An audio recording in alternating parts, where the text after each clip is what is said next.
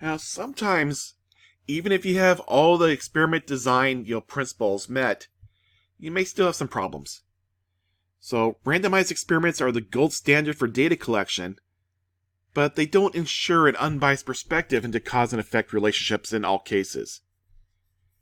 Specifically, human studies are perfect examples where bias can unfortunately unintentionally arise.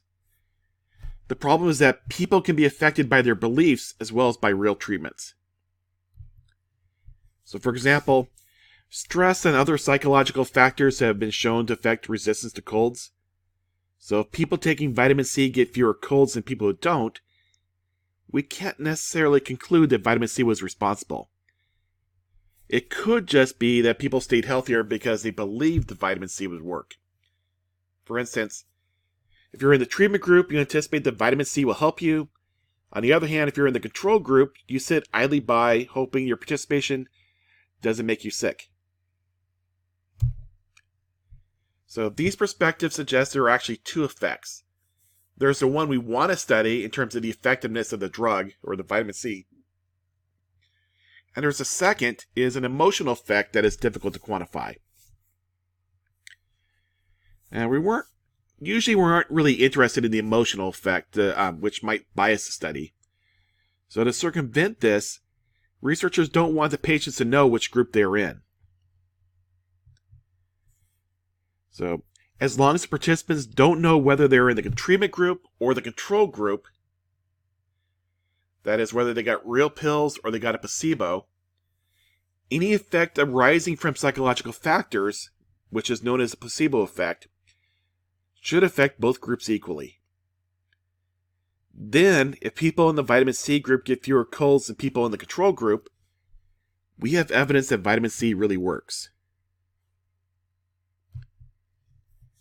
So, in statistical terminology, the practice of keeping people in the dark about who is in the treatment group and who is in the control group is called blinding.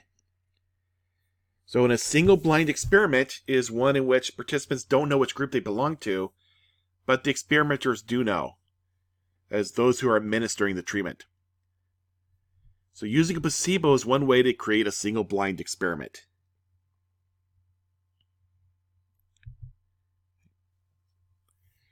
However, even in this case, results could be unreliable if the experimenters can influence the outcomes. This is especially true, if the experiment involves interviews. The experimenters may speak differently or treat people differently, depending on whether in the treatment group or the control group, and that would affect the results. So, in this case, what you want to do is you want to make the experimenters blind too about who's in which group. So this type of problem can be avoided by making the experiment double-blind, which means neither participants nor the experimenters know who belong within which group. Now I should point out that in this case, someone does know. So in typical double-blind experiments, researchers hire experimenters to make the necessary contact. So if you're doing a true double-blind experiment, you hire the experimenters to be the middlemen. So, you always need someone who knows, otherwise there's no real point in doing the experiment. So, an experiment is single blind if participants do not know whether they are members of the treatment group or the control group. An experiment is double blind if neither participants nor the experimenters, that is, again, those who are administering the treatment, know who belongs to the treatment group and who belongs to the control group. And while we're at it, an experiment is triple blind if the assignment of the treatment and control groups is also hidden from the statistician analyzing the data. So this might be an issue, for instance, if there's some kind of political element where you want to make sure the statistician isn't putting any kind of judgment to the data. All right. Our researcher claims that the chemical capsaicin, the ingredient that makes chili peppers hot, helps relieve pain. He randomly assigned subjects with chronic back pain into two groups.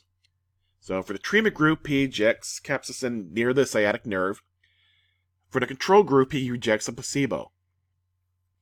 The subjects were blinded, and as to the treatment they received, but the researcher knew which treatment each subject received. So this would be single blind. After an hour, the researcher interviewed subjects and rated the change in pain in the experiments based on comments from the subjects during the interview. So, critics said the results were suspect because the ratings were not blind. So what does this mean, and how the lack of blindness could bias the reported results? Well, the study was single blind, but not double blind. So since the researchers knew who received which treatments, they might treat patients differently in the interviews, potentially biasing the results.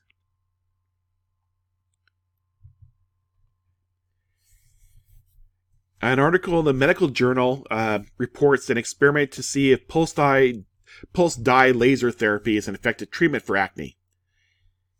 The article describes an experiment as randomized, controlled, single-blinded, split-face clinical trial of a volunteer sample of 40 patients aged 13 years or older with facial acne conducted at an academic referral center from August 2002 to September 2003.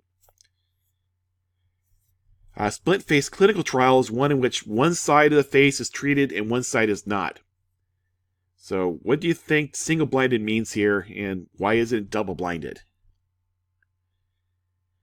Well, in this case, single-blinded because the blinding was for the evaluators looking at the photographs of the patients. Double blinding is not possible for pulse dye laser therapy since there's a lot of side effects in terms including bruising and discoloration. So at least for the person, it'd be obvious which side they got the therapy on. Okay. For the experiment below, identify any problems and explain how the problem could have been avoided. So a new drug for attention deficit disorder is supposed to make the affected children more polite. Randomly selected children suffering from ADD are divided into treatment control groups. Okay. Those in the control group receive a placebo that looks like the real drug. Okay. The experiment is single blind. So experimenters interview the children one on one, decide whether they became more polite.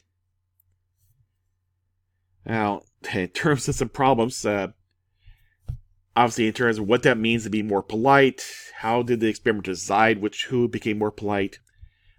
Those are somewhat subjective, but as far as this lesson goes, the biggest problem is that it's single blind. If you're interviewing people, but children included, if you're interviewing people and you know who's in which group, there's always that potential you're going to treat the groups differently. So the obvious fix is to make this double blind. So have it so the experimenters don't know who's in which group either.